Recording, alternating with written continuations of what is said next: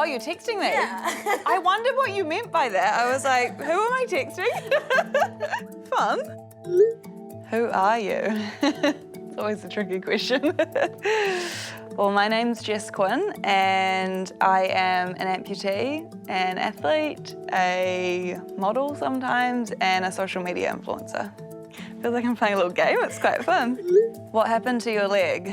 Well, at the age of 9, I was diagnosed with an osteosarcoma, which is cancer I had it in my femur bone, and that resulted in me losing my leg.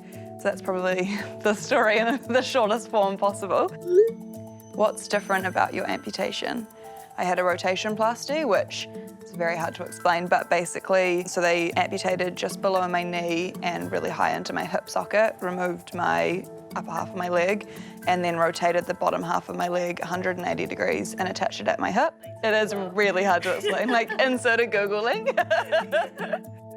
It's like the anticipation. What was it like becoming a teenager with one leg?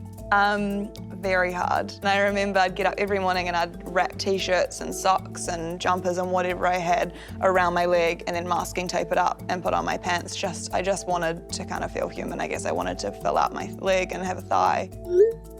How many legs do you have?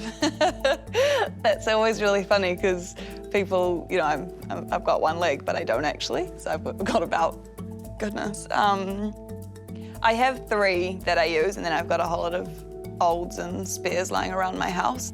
Where do you go for support when it comes to assistive technology? For me, most of my help comes from the Limb Centre, just because they're the experts in the field. I also do often take matters into my own hands, and I like to find out, you know, especially being in New Zealand, we're kind of sheltered from a lot of the stuff around the world, and I like to just keep an eye out on what is going on and what other people are getting access to and what technologies have come about. You know, you don't know until you ask what's out and about. What would you say to someone who's just lost a limb? I always say try to remain positive, but I follow that with be patient with yourself. And I remember when I first got my prosthetic, I was like, got my leg and I was like, I'm good to go. Like, you know, let's go back to life. And it's such a process. It's taken me a long time to learn and I'm still learning it. I'm not a very patient person. What's the one thing you want people to know about you? I want people to know that I don't have a leg, which is, yeah, funny because I used to want people to not find out, you know? What do you love the most about having one leg? I guess that I do have the opportunity to inspire people. That's really cool. You know, I wouldn't be where I am today had I not gone through what I went through. I can look back and, you know, I wouldn't actually change a thing. Thank you so much. No worries. No, not at all.